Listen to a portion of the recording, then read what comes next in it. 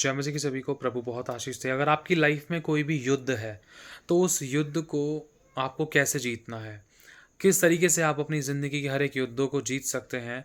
और जब आप एक मसीह की प्लानिंग में चलते हैं या जब मसीह की मार्गों पर चलते हैं, वचन पर चलने की प्रैक्टिस करते हैं, कोशिश करते हैं, या जब सही चाल चलने के लिए आप उपवास में आते हैं, अपनी कमज़ोरी पर जय पाने की इच्छा रखते हैं और बदलना चाहते हैं, पापों से तौबा करते हैं, परमेश्वर के साथ चलने के लिए आप भूखे और प्यासे होते हैं, तो ये एक ऐसा दौर होता है कि आप एक युद्ध में उतर जाते हैं।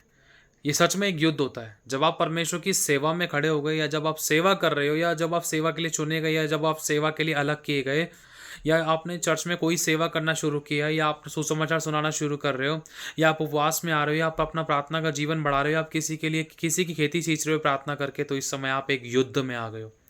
तो इन युद्धों को कैसे जीता जाए? पवित्र शास्त्र में कुछ ऐसी घटनाएं हैं, मैं उदाहरण के तौर पर आप लोगों तक पहुंचाना चाहता हूं। प्रभु का आत्मा में सिखलाता है। जैसे कि अगर हम देखते हैं, जब भी परमेश्वर के नबियों के पास कुछ वार्निंग्स आई, चेतावनियाँ आई कि हम तेरे साथ ऐसा कर देंगे, तेरे लोगों को ऐसे मार देंगे, तुम्हें तुम्हारा मल खिलाएंगे और तुम्हारी बहन बेटी को लूट लेंगे। बहुत बार परमेश्वर के दासों, परमेश्वर की प्रजा के ऊपर ऐसी खतरनाक विपत्तियां आई। शत्रुओं की प्रजा ने परमेश्वर के लोगों के ऊपर चढ़ाई करने की पूरी पूरी प्लानिंग की। लेकिन उन दिनों, उन सिचुएशंस में, उन समयों पर परमेश्वर के लोग उन शत्रुओं के ऊपर कैसे जय पा सके? उन्होंने ऐसा क्या किया?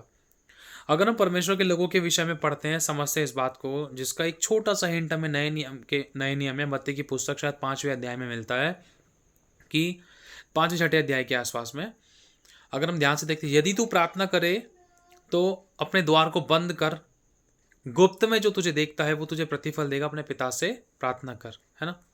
द्वारों को बंद करना एक बहुत इंपॉर्टेंट चीज है।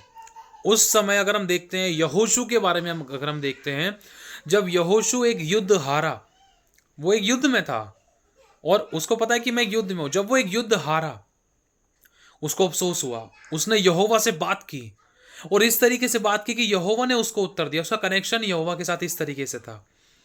जब मूसा को कुछ पूछना होता तो कहाँ जाता था? लोगों के पास नहीं जाता था, वो सीधा मिलाप के तंबू में जाता, परमेश्वर की उपस्थिति में जाता था। अगर हम देखते हैं कि परमेश्वर के कुछ ऐसे नबी रहे, कुछ ऐसे राजा, कुछ ऐसे सेवक लोग रहे, जब उनको युद्ध जीतने का कुछ मैटर रहा, तो उनके पास जब चेतावनी पहुंची, चेतावनी की मतलब बैड न्यूज़ पहुंची, उनके पास पैगाम पहुंचे, पत्र पहुंचे, स्टैंप लगे हुए कि अब हम तुम्हारे इजराइल को ऐसे लूट लेंगे, तुम्हारे साथ ऐसा व्यवहार करेंगे, तुम्हें ये कर देंगे, तुम्हें वो कर देंगे। तो उस समय परमेश्वर के लोगों ने एक काम किया। उन्होंने परमेश्वर के कहे अनुसार किया। क्या?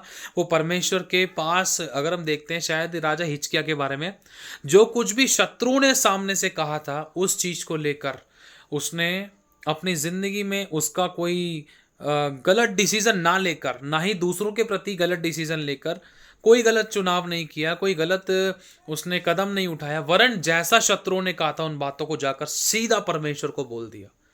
बतला दे, देख ले खुदा, ये कह रहे हैं तेरी प्रजा से, मैं तेरी प्रजा हूं, मैं तेरा दास हूं, मैं तेरे खून के द्वारा खरीदा गया हूं, मैं तेरा बेटा हूं, मैं तेरी बेटी हूं। तूने अपने लहू का दाम देकर मुझे खरीदा, तूने अपनी जान मेरे लिए दी है, तूने मेरे लिए कोड़े खा ली, तूने मेरे दुख उठा ली, तूने मेरे लिए मार सही। प्रभु, ये दुष्ट आत्मा, ये बीमारी, ये कर्जा, ये गरीबी, ये दुष्ट आत्मा, गंदी शक्तियां, या ये प्रकार के लोग प्रभु मुझे गिराना चाह रहे हैं, या मेरे साथ दुर्व्यवहार करना चाह रहे हैं। प्रभु का वचन कहता है तेरे युद्धों को मैं लड़ूंगा। कब लड़ेगा? जब हम अपने अपने आपको पता है, मान लो आपके पापा हैं, आपके पापा ने आपके सामने एक गड्ढा दिखाया, गड्ढा है छोटा सा, उसको कूद कर पार करना है। पापा ने कहा कि बेटे काम करो, आप ये चप्पल पहनो, कूद कर पार करो। तो आपने क्या करा? पापा मेरे बस की नहीं, मैं नहीं कर सकता, गड्ढा बड़ा है, ये चप्पल आप ही पहनो। जब पापा चप्पल पहन रहा है तो पापा ने कहा चल कोई नहीं बेटा, तू मेरे साथ बैठ, मेरे कंधे पर बैठ, या मैं तुझे गोद में उठाता हूँ, भाग के मैं इसको कूद जाऊंगा, ला मेरे को चप्पल दे, तेरे से नहीं हो रहा, मैं करूंगा। मूसा के साथ क्या हुआ था? मूसा ने अपनी चप्पल उतार दी थी। अगर इसको गहराई से, इसके बहुत सारे अर्थ समझ सकते हैं, इसके बहुत सारे रेवलेशन हम समझ सकते हैं कि जो काम आप नहीं कर सकते हो, जो काम आप नहीं कर पा रहे हो, वो सिर्फ परमेश्वर को सौंपो। परमेश्वर के अलावा कोई नहीं कर सकता। अगर आप किसी प्रकार की मुसीबत, समस्या, सिचुएशंस, ऐसी परिस्थिति में, ऐसी चारों तरफ से बंदिशों में थे ना, तो आप खुदा के पास जाओ, द्वार को बंद करो, रोना है तो खुदा के आगे रहो। समझ पा रहे हो? अब मेन चीज़ क्या है, हम अपने युद्ध को कई बार अपने तरीके से लड़ते हैं, हम अपने तरीके से हैंडल करते हैं। जब परिस्थिति और खराब हो जाती है तब हम घुटने टिकाकर खुदा के पास आते हैं, खुदा ये हो कैसे हो गया, वो कैसे हो गया, तूने बचाया क्यों नहीं, तूने बताया क्यों नहीं, तूने समझाया क्यों नहीं, तूने पहले क्यों नहीं बताया। समझ पा रहे हो? लेकिन अगर हम पुराने समय के लोगों को देखते हैं, वो बिना दिमाग चलाए जैसे ही शत्रु ने कुछ भी पैगाम भेजा कि अब हम तुम्हारे ऊपर चढ़ाई करने जा रहे हैं, अब तुम्हें सबको नाश कर देंगे, तो वो चिट्ठा, वो बात, वो पत्र, उन शब्दों को, उस रिप्लाई को, शत्रुओं की बातों को सीधा परमेश्वर के मंदिर में, सीधा परमेश्वर के पास घुटनों में दुआ, मतलब दुआ कर करके परमेश्वर को रो रो कर बता रहे हैं कि परमेश्वर ऐसी परिस्थिति है, ऐसी सिचुएशंस है, अब क्या करें। तो उस समय खुदा उनके युद्धों को लड़ता है। आपको पता है, परमेश्वर पर डिपेंड हो जाना, इसे ही इसको कहते हैं कि प्रभु मेरे बस की नहीं है, तू कर सकता है, तेरे द्वारा छुटकारा मिलेगा, तू ही रक्षक है, तू ही सुरक्षक है, तू मेरे युद्धों को लड़ेगा, तू लड़ेगा तो मैं कभी हारूंगा नहीं। तो ये एक तरीका है, जब भी आप प्रार्थना, आराधना, संगति, वचन पढ़ते हो, आराधना करते हो, चर्च जाते हो, कोई सेवकाई करते हो, सेवकाई में कदम रखते हो, आप एक युद्ध में हो।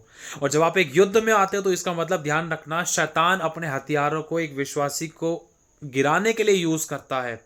वो किसी भी व्यक्ति को, किसी वस्तु को, किसी प्राणी को यूज कर सकता है। उसने यीशु को गिराने के लिए वहां के कुछ लोगों को यूज किया। अगर हम देखते हैं, उसने यहूदा को यूज किया।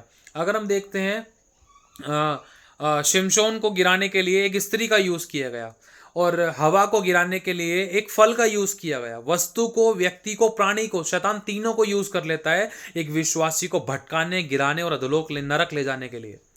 तो आपको और मुझे संभाल रखनी, इस बात का हियाब रखना है, भरोसा किसी पे नहीं होना, किसी पे डिपेंड नहीं होना। कैसी भी परिस्थितियां हैं, हम खुदा के पास लेट ना जाएं, हम खुदा के पास जाकर उसके उत्तर का वेट करें बस।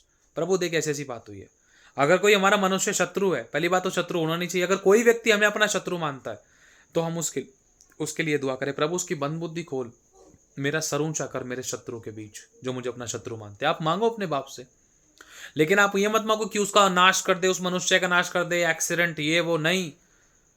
हमारी लड़ाई मनुष्य से नहीं है। आज वो प्रभु के प्यार को नहीं जानता है, आपको प्रभु का प्यार का स्वाद चख रखा है आपने, तो इसलिए आप सोच रहे हो कि प्रभु उसने मेरे साथ ऐसा कर दिया। लेकिन जिस दिन वो भी प्रभु के प्यार का स्वाद चख लेगा, अच्छे तरीके से डीप में चला जाएगा, भरोसा करने लगेगा, तो वो भी आपसे अपने समान प्यार करने लगेगा। जिस तरीके से आपने दूसरे के साथ भलाई की लेकिन सामने से भलाई नहीं मिली, क्यों? क्योंकि आप वचन को अच्छे से जानते हो, वो नहीं जानता है।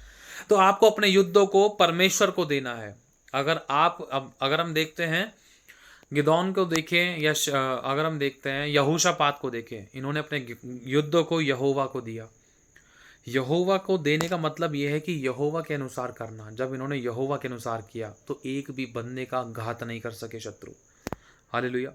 तो मेरे भाई और बहन, इस बात को स्मरण रखना है, परमेश्वर चाहता है कि आपके वो खुद से युद्धों को लड़े और आपको जय दिलाए और आपको आशीषित करे। आप ब्लेस हो और आप फलवंत हो। आप अपनी समझ का सहारा ना लें। आमीन।